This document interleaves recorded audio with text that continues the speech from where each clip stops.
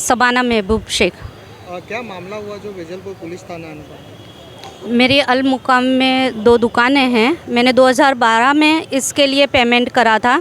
इससे पहले इनकी आयत नाम के इंफ्रास्ट्रक्चर से मैंने तैयबा रेसिडेंसी में 2 फ्लैट लिए हुए हैं, मेरा और मेरी सिस्टर का। और इन पे भरोसा करके मैंने 2012 में जब इन्होंने नई स्कीम चालू करी तो मैंने अल मुकाम इन्होंने नाम रखा था। तब अज़ा इंफ्रास्ट्रक्चर नहीं बनी थी। मैंने अल आयात के नाम से ही इनको पेमेंट करा। 2012 में पेमेंट करा। 2018 में जब बिल्डिंग रेडी हुई तब इन्होंने मेरे को पोजीशन दे दिया था।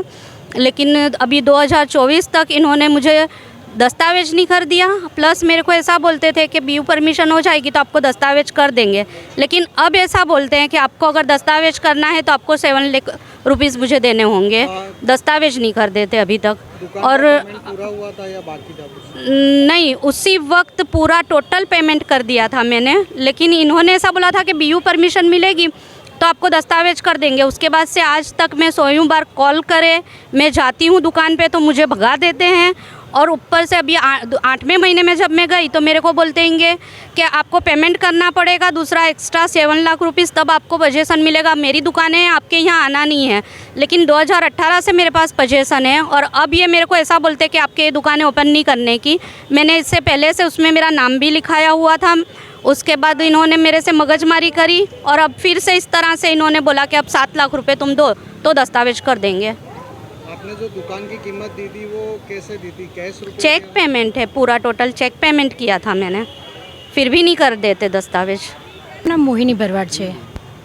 આજે વેજલપુર પોલીસ સ્ટેશન કેમ આવવું પડ્યું? અમારા અસીલ પાસે અમારે આવવું પડ્યું। શેખ સાહબાનું છે, એમની સાથે છેતરપિંડી થઈ છે તેના કારણે।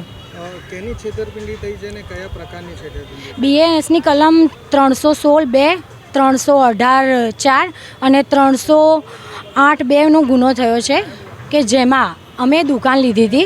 તે દુકાનનું અમને પોઝિશન મળી ગયું છે પણ હજી સુધી અમને દસ્તાવેજ કરી આપતા નથી। અમારા અસીલને વારંવાર ધક્કા ખવડાવે છે કે જાઓ તમારાથી જે થાય એ કરી લેજો। એના કારણે અમારે અહીંયા અરજી આપવી પડી। તો આપણા અસીલે જે પેમેન્ટ કર્યું હતું તે કેના દ્વારા કર્યું? અમારા અસીલે પૂરું પેમેન્ટ 2012માં જ ચેક દ્વારા કરીને દીધું હતું। તેના પછી પણ એમને પોઝિશન નથી મળ્યું તો આપના દ્વારા એટલે આજે શું કાર્યવાહી કરવામાં આવી? પોઝિશન તો અમને મળી ગયું છે પણ હજુ સુધી અમને દસ્તાવેજ કરવાની ના પાડે છે।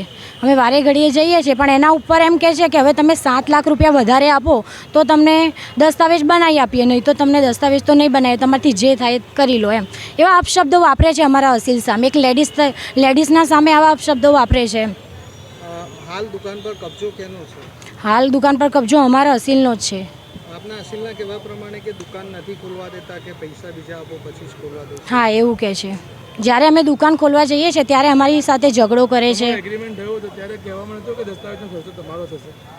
હા, એવું અમારે કહેવામાં આવ્યું હતું પણ હજુ સુધી દસ્તાવેજ અમે એના માટે જઈએ જ છે પણ અમને દસ્તાવેજ પાર્ટીનો જ હોય છે એ પ્રમાણે। હા, અમારો જ ખર્ચો હોય છે પણ એમને કરી આપવાની જ ના પાડે છે। અમે એના માટે જ જઈએ છીએ કે અમને દસ્તાવેજ કરી આપો પણ અમને ના પાડે છે એમ કે તમે 7 લાખ રૂપિયા ઉપર આપો પછી તમને દસ્તાવેજ કરી આપીશું એમ।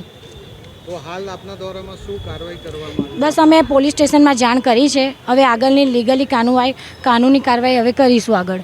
અત્યારે ફરિયાદ કરવામાં આવી છે કે અત્યારે અમે અરજી આપવામાં આવી છે।